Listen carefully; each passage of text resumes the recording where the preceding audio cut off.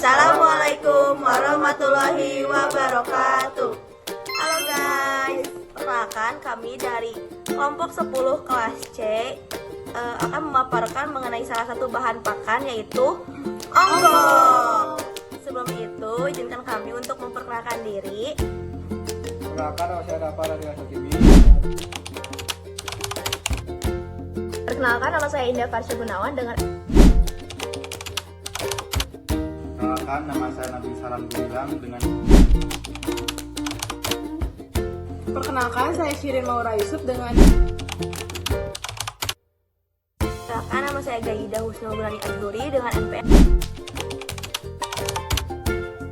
Perkenalkan, nama saya Farad Ahmad dengan NPM.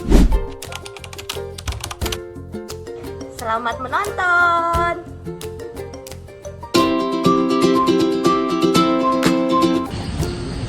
Onggok adalah merupakan limbah bahan padat dari sisa pengolahan ubi kayu atau singkong dalam proses pengolahan tepung tapioka. Onggok dalam bahasa Jawa disebut dengan gaber. Onggok dapat dijadikan pakan alternatif untuk ternak, khususnya pada sapi, kambing, dan ayam. Onggok dapat menjadi pakan alternatif ternak karena onggok memiliki kandungan karbohidrat dan protein yang cukup tinggi untuk pertumbuhan bobot berat badan pada hewan ternak tersebut. Nama ilmiah dari onggok adalah Manihot esculenta. Onggok merupakan bahan pakan kelas 4, yakni sumber energi. Onggok mengandung beberapa kandungan nutrisi, diantaranya yang pertama ada protein kasar sebesar 2,89%, yang kedua mengandung serat kasar sebesar 14,73%, yang ketiga mengandung abu sebesar 1,21%, keempat mengandung DETL sebesar 80,80%, yang kelima mengandung lemak kasar sebesar 0,38%, dan yang terakhir mengandung energi sebesar 2738 kalori per kilogram.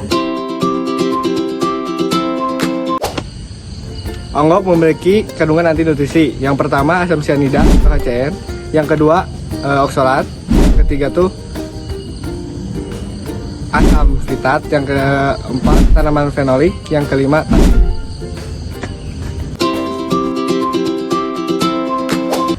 Untuk batas penggunaan onggok itu tiap hewannya berbeda-beda. Untuk sapi dan kerbau 20 hingga 30% dari total ransum. Untuk domba dan kambing 20 hingga 25% dari total ransum.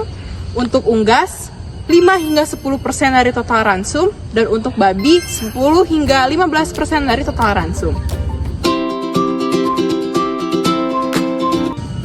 Pada proses pengolahan onggok, pertama-tama yaitu kita akan memilih kualitas singkong yang baik, yaitu yang tidak cacat maupun mengalami kerusakan. Nah, setelah kita pilih, singkong akan kita bersihkan agar kotoran yang menempel itu hilang. Lalu akan kita kupas agar terpisah dari kulitnya. Setelah kita kupas singkong tersebut, akan kita lanjutkan ke proses pemotongan, yaitu singkong akan dipotong menjadi serpihan halus untuk dipisahkan pati dari seratnya. Nah, bagaimana caranya? Yaitu dengan cara direndam dalam air, sehingga nanti patinya itu akan mengendap dalam air dan terpisah dari seratnya. Setelah pati terendap, tersisalah air yang mengandung serat. Air ini dibuang. Lalu proses pengendapan dan pemisahan ini menggunakan metode saringan atau teknik sentrifugasi. Selanjutnya adalah pengeringan. Pati yang telah dipisahkan kemudian dijalani proses pengeringan untuk mengurangi kadar airnya. Pengeringan ini dapat dilakukan dengan cara konvensional atau dengan cara yang modern. Lalu setelah itu penggilingan.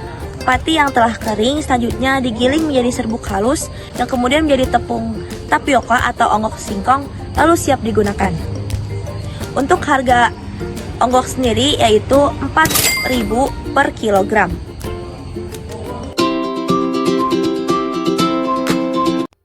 Ini merupakan contoh pencampuran onggok singkong dan juga ransum untuk diberikan ke hewan ternak. Ini merupakan campuran onggok dan konsentrat yang dimakan oleh sapi.